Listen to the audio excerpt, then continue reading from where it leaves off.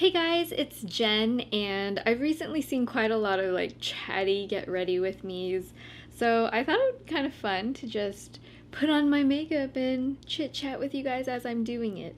I've been seeing so much of these really beautiful red eyeshadow looks, so I'm just starting off with a little primer on my eyes. Recently, I think I mentioned this in a previous video, but I've been watching this web series. I have been watching the Korean one, which the language is all in Korean, so there are different ones from different countries. So if you don't understand Korean, then you can of course watch Singapore, Malaysia. There's one for Japan. Beauty Bound is sort of like this web series online on YouTube. It's presented by SK2, and they're sort of competing to follow their dreams of being the top Asian beauty creator. As I was watching it, it was really sort of reminding me of my whole process of getting here. The primer oil I've been loving. My skin's been real dry lately. This helps just to have a little bit of moisture. But what I was saying is, it just kind of reminds me of all of the struggles it sort of took to get to where I am. It's really not as easy as it seems to make all of these videos on YouTube and have a consistent schedule and keep coming up with ideas. It's very, very competitive. It's very critical. And I was thinking a lot about that as I was watching. First of all, I find it so brave for anybody who just sort of goes after their dreams like that. For me, it was a little bit different because, I had a day job and this was my hobby. But it took a lot of risk to just sort of make that big leap. I just really felt for the girls, Not in a pitying way, oh, I'm sorry they're going through this, because it is fun being creative and coming up with your own ideas and presenting that in front of people. But it does take a lot of courage. One thing that I think is really, really awesome is that each country has sort of a mentor. I don't know if you guys follow Korean makeup artists, but there's one that really, really stands out that I've been watching for years, and I just admire her work so much, and it's Chung Samur, and she's actually a part of the series. She is the head mentor for Korea, which I was very into seeing just because whenever I watch her videos, she just seems so delicate in how she does makeup application and very deliberate in how she applies everything. And I feel like I've personally learned so much from her. Of the Korean contestants, there were a couple that really stood out to me. One of them was a girl named Liang. I guess that's the Korean way of pronouncing it. The thing that kind of struck me about her is that she kept referring to herself as, having this dream, but she's not a very beautiful girl. It's kind of hard for me to hear, because for me, growing up in Kansas, I didn't have people around me who looked like me at all. I was definitely the odd one out. And it's so strange because when I was looking at her, I was like, she's a really pretty girl. But I know in Korea, there's a little bit of a different beauty standard.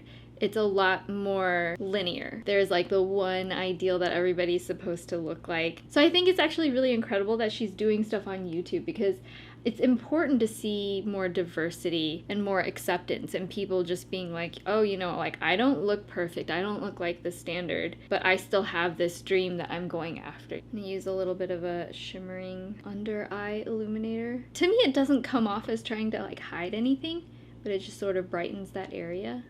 Looks more natural. Alright, my face base is on. I'm gonna move on to the eyeshadow. I'm gonna take this red shade here. I feel like I'm always keeping my eyes open for inspiration online. And a lot of the ways that I learn about new things is by watching other YouTubers. Oh, there was actually another contestant from Korea that I really felt like I related with a lot. Oh, such a pretty color.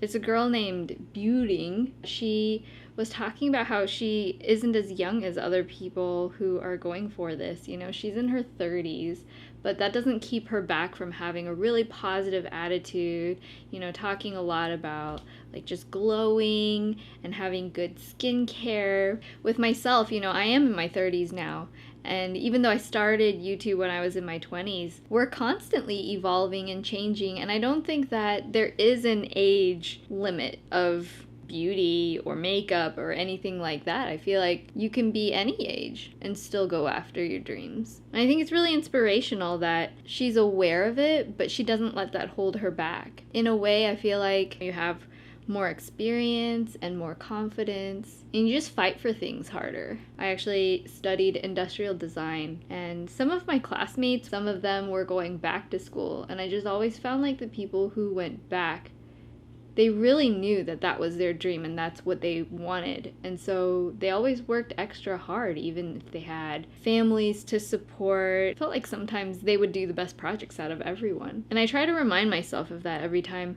I feel self-conscious about saying what my age is, or just wondering if people will still be interested in my channel. At the end of the day, like, I'm still me. I guess it's just my hope that if I'm still making content that I like, you guys will relate to it. And that's what I hope for her. I hope that her audience really embraces that fact that she isn't just the same as all of the other girls. Okay, so I'm just gonna take a blending color now. I'm just gonna do a little transitional blend. I feel like it actually has been quite a long time since I have talked about what my journey was like, Some of you guys who have followed me a super long time, just the kinds of struggles that I grew up with. There just wasn't a lot of diversity where I grew up.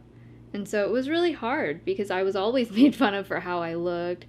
People would especially make fun of my eye shape. People always said, oh, you should get surgery. Girls, when I was younger, if I'd go to sleepovers and everybody's playing with each other's hair, I had some girls say, oh, why does your hair feel like horse hair? And it just made me feel really terrible. I was like, this is just what my hair feels like. I don't think it feels like horse hair, but if you've only been around people who had really fine hair that was really, really soft their whole lives, it just gives you this expectation of like, oh, there must be something wrong with me. But I think that's the beautiful thing about YouTube, the fact that we can all be exposed to something else. We can see that the world is vibrant and diverse. Not everybody has the same eye shape or hair color or hair texture. Not everybody has the same skin color, and that's okay. I wish I had somebody reassuring me of those things when I was younger too.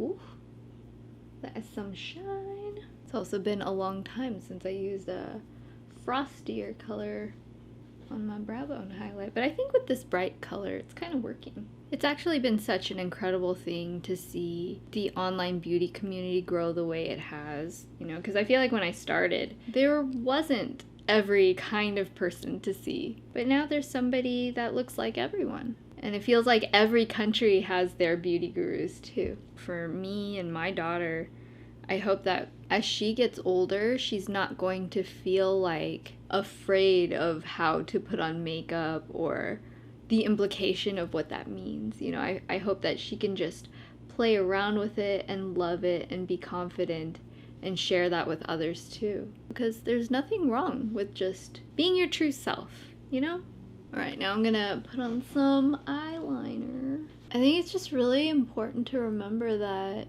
you're not just a product of your circumstances, just because of where you're from, how you look, if your features don't fit into society. Mine didn't either. Because this is such a strong look, I'm taking a black pencil and I'm gonna smudge this into my lower lash line, going for a very dramatic look.